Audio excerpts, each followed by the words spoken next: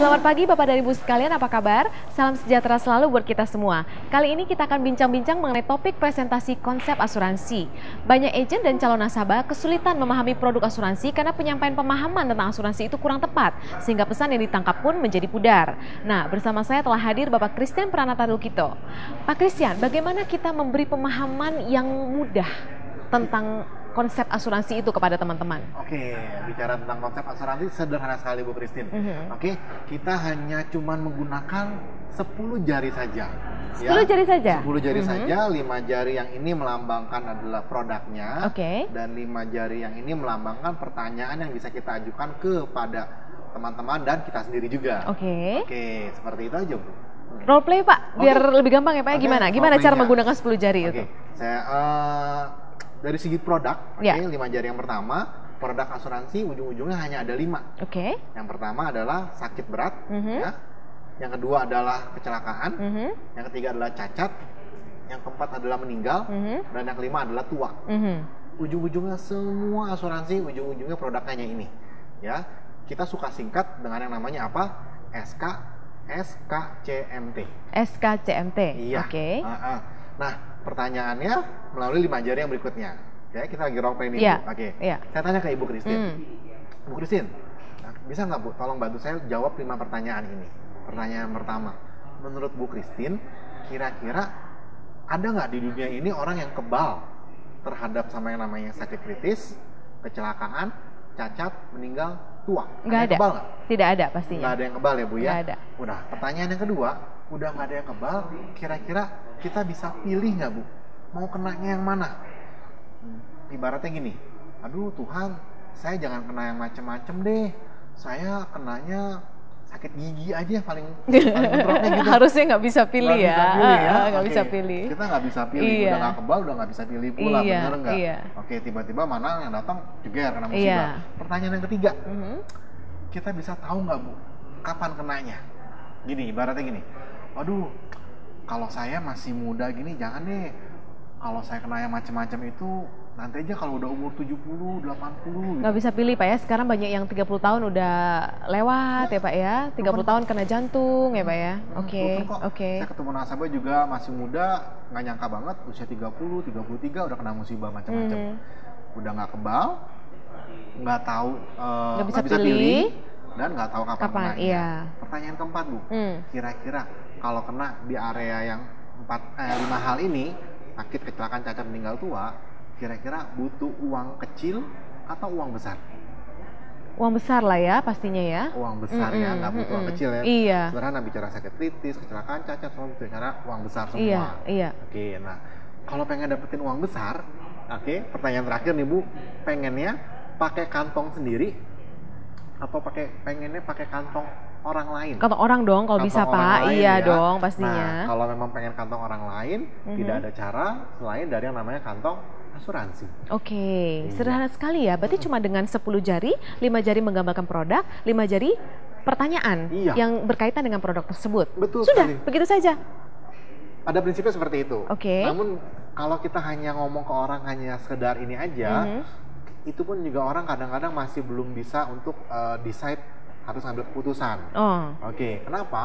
Karena pada prinsipnya orang itu harus ada ada unsur emosionalnya. Unsur emosional. Jadi unsur emosional yang kita tambahkan ke produk tersebut. Betul sekali. Jadi kita tambahkan selain 10 jari yang kita gunakan, kita share juga ke mereka. 3 alasan kenapa kita punya asuransi. 3 alasan yang kuat.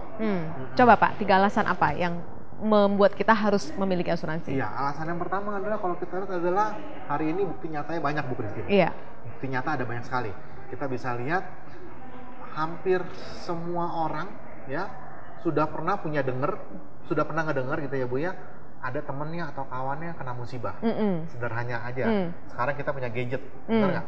Kita punya gadget, pernah dapat suatu broadcast, si ini kena musibah, minta sumbangan. Iya, banyak ya? Nah, kalau yang lebih familiar lagi, kita bisa cek orang-orang yang lebih populer seperti artis, betul. pesepak bola, iya. ya. Artis ada banyak banget. Iya. Komedian, iya. presenter, betul, kayak gitu kan. Betul. Banyak sekali yang betul. mengalami musibah seperti itu. Iya. Bener nggak? Betul. Kalau mau lebih dunia internasional pun juga ada. Ada. Nah, yang ibu pegang tuh. Oke. Nah, iya. itu pun juga dunia internasional betul, juga ada yang ngalamin yang namanya kanker dan macam-macam. Iya, betul. Bukti nyata udah banyak. Oke, itu alasan yang pertama. Oke, alasan yang kedua, adalah no choice. No choice. Ya, nggak ada pilihan. Gambarannya seperti ini, Bu. Kalau kita nabung di bank, let's say kita nabung berapa nih? Biar gampang hitung, ya 10 juta setahun, misalkan. 10 juta setahun atau 1 juta sebulan, lebih ya. Oke, 1 juta sebulan kita tabung, kira-kira untuk jadi terkumpul 1 miliar, kita butuh 1.000 bulan. 1.000 bulan, ya? Betul nggak, Bu? 1 juta kali 1.000 bulan jadi 1 miliar. Kira-kira kalau 1.000 bulan sama dengan 80 tahun. 80 tahun, udah tua ya Pak ya? Oke, 80 tahun. Oke, nah. Itu masih beruntung, Bu. Punya cukup waktu untuk kumpulin uang sampai dengan 1 miliar. Benar nggak? Oke, nah. Tiba-tiba kena musibah, 1 miliar yang sudah terkumpul ini diminta sama rumah sakit untuk biaya pengobatan. Kira-kira bakal dikasih nggak tuh, Bu? Ya demi sembuh ya kasih lah ya, mau nggak mau ya, meskipun udah capek-capek ngumpulinnya 1.000 bulan. Ya, iya. Oke. Iya. Itu masih beruntung karena ada skenario yang kedua adalah pada saat belum terkumpul uangnya.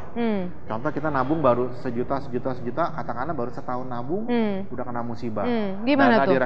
Dana di rekening baru ada let's say berapa? 10 juta. Iya. Bener nggak? Iya. Tiba-tiba udah diminta ratusan sampai miliaran sama nggak rumah cukup. sakit. Nah, akhirnya mau gimana? Harus yang namanya minta pinjaman, minta sumbangan, apalagi jual harta, macam-macam. Mau nggak mau harus jalankan seperti itu. Karena dalam keadaan seperti itu, biasanya orang kita hanya mikirin gimana caranya, nggak mau tahu, harus sembuh, harus sehat.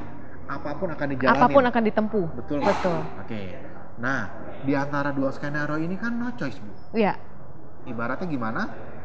Kalau nabungnya cukup waktu, terkumpul, ujung-ujungnya buat rumah sakit. Kalau nabungnya nggak cukup waktu, lebih masalah lagi nih. Nah, kalau seandainya dia nabungnya di Tapro, ini jauh lebih bagus sekali, Bu. Nabungnya dia punya asuransi, contoh, misalkan dia nabung nih, ambil 1 juta, oke? Let's say, pada saat dia udah kena musibah, amit-amit, ini udah ready dana, gambarannya gimana? Kalau usia 30 tahun mungkin sudah tersedia untuk sakit kritis sekitar 500 juta. Untuk meninggalnya 500 juta, untuk kecelakaan 500 juta, cacat 500 juta. Ini udah standby dana. Oke. Pertanyaan saya yang terakhir untuk no choice adalah ini, Bu. Ingat baik-baik, saya ulangi pelan-pelan. Kira-kira kalau tidak ada produk asuransi di dunia ini, ada nggak produk lain yang bisa bantu seseorang menyelamatkan dari kehidupan finansial yang bermasalah seperti ini? Untuk dana sebesar itu rasanya cuma asuransi ya Pak ya? Hanya asuransi. Cek teman kita, ada nggak? Cek kita sendiri kita mau nggak sumbangin ke orang, ke teman dekat kita 1 miliar. 1 miliar. Waduh. Mungkin bisa punya 1 miliar tapi nggak bisa sering-sering ya Pak ya? Betul, Jadi bukan masalah suka atau nggak suka ya, Bu? Iya. Karena mau nggak mau pilihannya hanya itu. Betul. Karena di dunia ini tidak ada produk manapun yang mampu membantu sebuah keluarga terselamatkan dari kehidupan finansialnya selain dari asuransi. Maka dari itu asuransi adalah alasan yang kedua, no choice. No choice. Ya, alasan pertama bukti nyata, alasan yang kedua adalah no choice. Yang ketiga? Dan yang ketiga, saya cukup senang sekali dengan alasan yang ketiga ini karena memang kita cinta dengan keluarga kita, Bu. Gini, Bu Christine sayang sama keluarga? Sayang sekali, sayang banget pasti. Ya. Iya. Terutama biasanya orang sama anak ini. Iya, betul. Bu Christine, saat anak ibu lahir ke dunia ini gitu ya, perasaannya gimana, Bu? Senang sekali ya. Ada niatan untuk ngebahagiain anak ibu? Pastilah. Pasti ya, pengen ngebahagiain ya, apapun yang terjadi kita pengen anak kita bahagia, bener nggak? Tapi pertanyaannya gini, Bu, kira-kira kita bisa membahagiakan anak kita ya seumur hidup kita atau seumur hidup anak kita? Kita bisanya atau pengennya? Saya ulang ya, Bu ya. Coba. Saya bingung nih, oke. Bu Christine pengennya ngebahagiain anak ibu, seumur hidup ibu atau seumur hidup anak ibu? Kalau pengennya sih pengen seumur hidup dia. Meskipun saya sudah meninggal, saya pengen untuk dia bisa tetap bahagia gitu. Jawabannya bagus sekali Bu. Banyak orang saya tanya seperti itu dia agak bingung. Dia mengatakan, iya seumur hidup saya. Oke, nah, kalau seandainya kita bicara tentang apa ya, secara normal, kita hanya bisa mampu menjaga anak kita, membahagiakan anak kita seumur hidup kita, benar nggak Bu? Iya, betul. Keinginan untuk menjaga seumur hidup dia nggak bisa Bu? Iya. Tetapi melalui sebuah asuransi, ya, ada kacamata iman. Sebuah asuransi membuat kita menjadi beriman bahwa saya tidak hanya mampu membahagiakan anak saya seumur hidup saya, tetapi melalui asuransi saya mampu menjaga dan membahagiakan anak saya seumur hidup dia. Kira-kira yang lebih ideal yang mana Bu?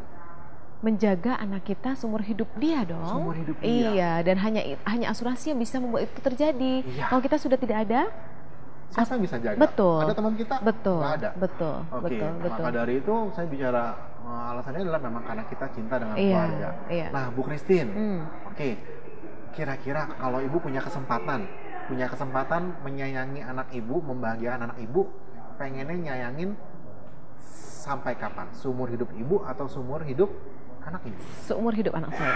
Seumur hidup anak saya. Selesai role play kita Bu. Mari kita tanda tangan. Sesimpel itu Pak ya. Hanya menggunakan 10 jari, 5 jari produk, 5 jari untuk pertanyaan dan ditambah dengan 3 alasan untuk menggugah si prospek. Saya pun juga sharing seperti itu Bu. Dalam artian saya berikan ini loh alasan saya punya polis sekian miliar. Iya. Ya karena memang kita share apa yang kita yakini. Setuju. Oke Pak, selesai. Sip. Bapak Ibu, tentang topik presentasi kita bisa simpulkan yang pertama, presentasi itu simpel sekali. Hanya ada 5 produk dan 5 pertanyaan saja. Anda cukup gunakan 10 jari yang kita punya, maka presentasi kita selesai. Yang kedua, tambahkan 3 alasan mengapa asuransi itu penting bagi kita.